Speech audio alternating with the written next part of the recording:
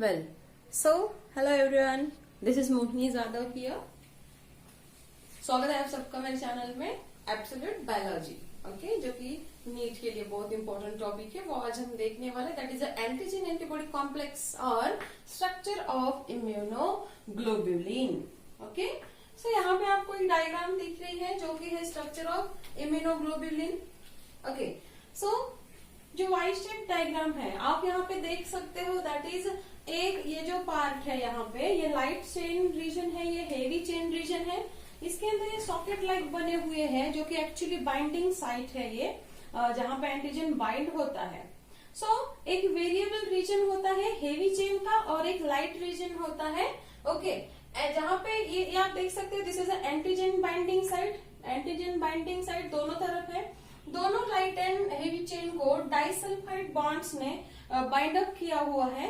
Okay, और यहाँ पे जो लाइट एंड हेवी चेन है इन दोनों का कांस्टेंट रीजन रेडी हो चुका है. Means this is a constant region और ये दोनों वेरिएबल है. ये कांस्टेंट रहेगा लाइट और हेवी चेन का रीजन और ये दोनों वेरिएबल रहेंगे. तो ये नॉर्मल स्ट्रक्चर है एंटीजन का, एंटीबॉडी का. यहाँ पे हम अब अगर देखते हैं एंटीजन बाइंडिंग साइट जो है इसका स्ट्रक्चर अगर हम देख रहे हैं या फिर आप बोल सकते हो कि ये तो एंटीजन एंटीबॉडी कॉम्प्लेक्स हो गया. ओके, अगर हम सिंपली बात करें स्ट्रक्चर ऑफ एंटीजन मॉलिक्यूल का, यही उसका स्ट्रक्चर है. Okay, heavy chain, light chain, इसके मतलब पूरा क्या है स्ट्रक्चर ऑफ एंटीबॉडी मॉलिक्यूल. यहाँ पे आप देख सकते हो दैट जो स्ट्रक्चर ऑफ एंटीबॉडी मॉलिक्यूल है इसमें each immunoglobulin molecule is made up of 4 polypeptide chain. Each immunoglobulin molecule made up of 4 polypeptide chain. ये हमें ध्यान में रखना है. 4 पॉलीपेप्टाइड चेन का बन रहा है हर एक एंटीबॉडी मॉलिक्यूल. ये 4 पॉलीपेप्टाइड चेन, जहां पे भी पॉलीपेप्टाइड नाम आता है दैट मीन्स प्रोटीनेशियस और प्रोटीन. कोई भी एंटीबॉडी मॉलिक्यूल किसका बन रहा है 4 पॉलीपेप्टाइड चेन्स का. देन ये जो पॉलीपेप्टाइड चेन है 4 polypeptide chain, out of this 2 chains are called as heavy chain, 2 heavy chain and 2 light chain. आप देख सकते हो लाइट एंड हेवी चेन यहाँ पे दिख रहे हैं आपको. 2 heavy chain and 2 light chains are there and 2 short chains, they are called as light chains or L chains.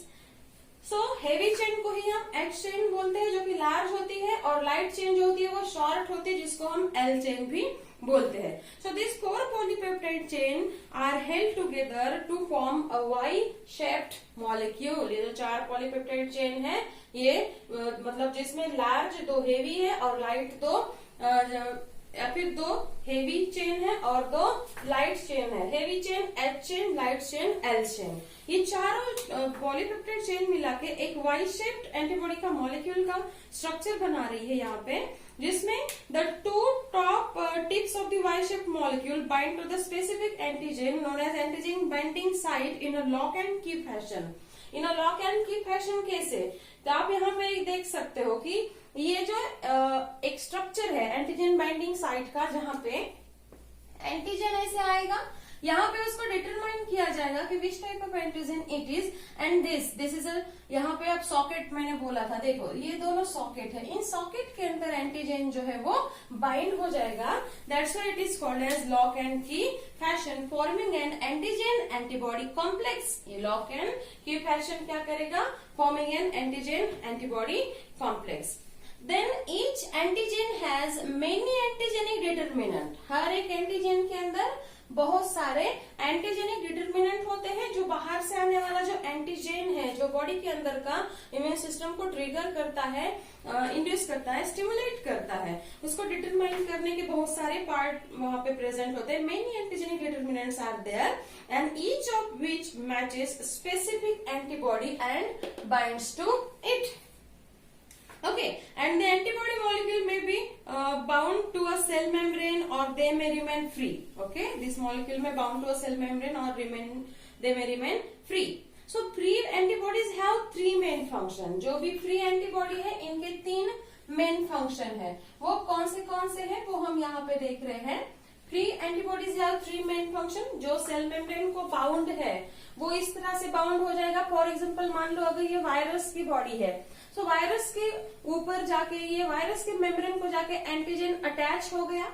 Antigens की अटैचमेंट होने के बाद डिटर्मिनेंट, एंटीजेनिक डिटर्मिनेंट एक्टिव हो गए, और एंटीजेंस यहाँ पे क्या है, ये जो एंटीजन है मेम्ब्रेन को अटैच होने वाले, this are the globular proteins.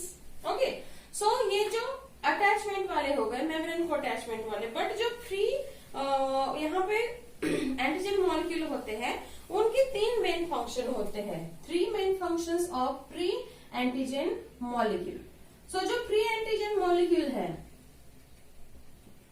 या फिर आप इसको नॉट एंटीजन एंटीबॉडी मॉलिक्यूल, जो फ्री एंटीबॉडी मॉलिक्यूल है, इसके 3 फंक्शन है। उसमें का पहला जो है ये है agglutination.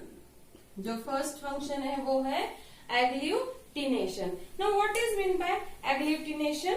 So agglutination is what? The particulate matter that including bacteria and viruses. Agglutination क्या है? It is a particulate matter including bacteria and viruses. दूसरा फंक्शन आता है प्री एंटीबॉडी का, that is opsonization. Second function आता है इसका opsonization. Agglutination समझ में आ गया, जिसमें जो पर्टिकुलेट मैटर है वो एग्लूटिनेट हो जाएगा। और पर्टिकुलेट मैटर क्या है बॉडी के अंदर? वायरसेस एंड बैक्टीरिया, उसको एग्लूटिनेट करना, ठीक है, जब कलेक्ट कर देना, उसको जमा कर देना, लाइक दैट। दूसरा फंक्शन आता है फ्री एंटीबॉडी मॉलिक्यूल का। फ्री एंटीबॉडी मॉलिक्यूल मतलब जो कि किसी भी मेम्ब्रेन को बाउंड नहीं है, ऐसा। दूसरा फंक्शन आता है opsonization. Now what is the ऑब्सोनाइजेशन?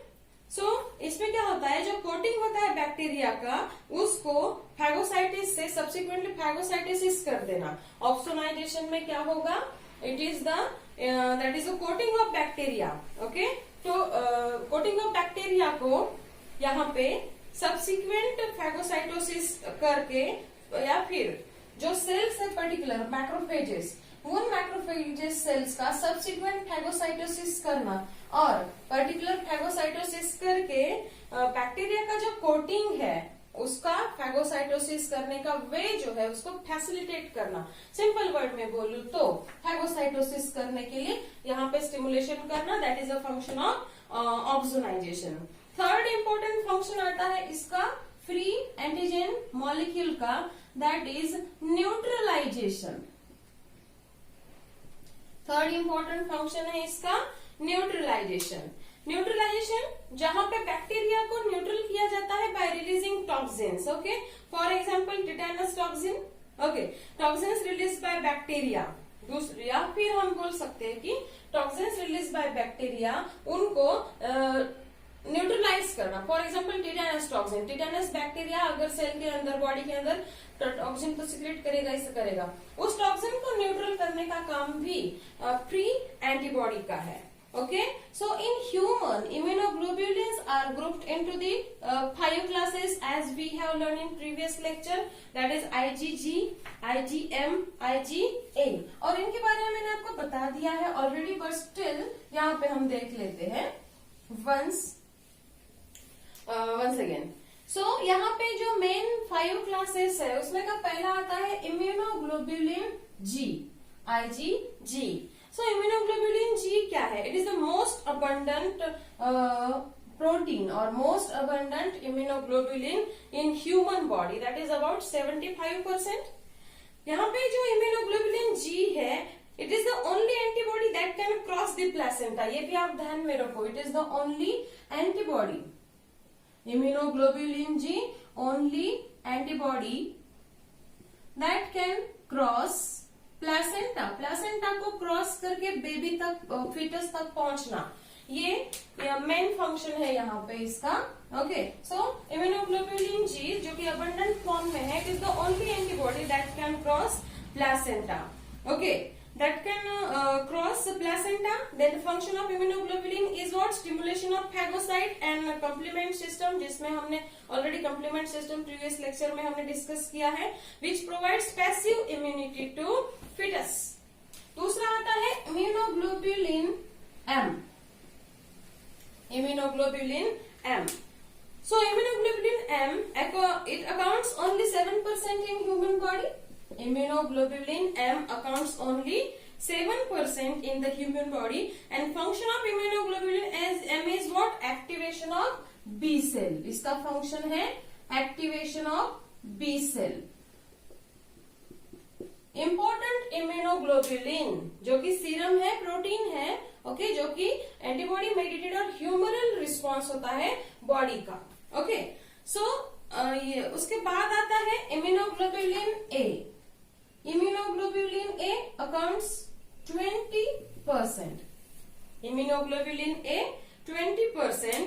इसका फंक्शन होता है protection of inhaled and ingested pathogen. जो पैथोजेन हमने इनहेल कर लिए हैं, जो हमने इंजेस्ट कर लिए हैं, उनसे बॉडी को प्रोटेक्शन प्रोवाइड करना, that is the function of immunoglobulin A. जो येलोइश कोलेस्ट्रॉल होता है, जो मदर से initial days of the motherhood में मदर सिक्रेट करती है और वो इन्फेंट को दिया जाता है, उसके अंदर इम्यूनोग्लोबुलिन ए एबेंडेंट फॉर्म में होता है to protect the mother's infant. Next आता है यहाँ पे, ये हो गया फर्स्ट, ये सेकेंड, थर्ड, एंड नेक्स्ट आता है यहाँ पे immunoglobulin D. Immunoglobulin D, it is present on lymphocyte surface as receptor, जो कि एक्टिवेशन ऑफ बी सेल का ही काम करता है, बट कहाँ पे प्रेजेंट है? प्रेजेंट ऑन, कहाँ पे प्रेजेंट है ये? Present on the surface of lymphocyte. Immunoglobulin D present on surface of lymphocyte for the activation of the B cell. Okay. और ये क्या करता है कि या फिर हम ये बोले कि it is the mediator in allergic response. ये भी आपको ध्यान में रखना पड़ेगा। या फिर नहीं, ये एलर्जिक रिस्पॉन्स नहीं, ये तो ई वाला है, वो ठीक है। सो इसके बाद का नेक्स्ट मैं वही बता देती हूँ, ई वाला इम्यूनोग्लोबुलिन ई और एप्सिलॉन, जो कि ओनली 5% ही होता है। सो ये एलर्जिक रिस्पॉन्स को या फिर एलर्जिक रिस्पॉन्स में ये मेडिएटर का काम करता है।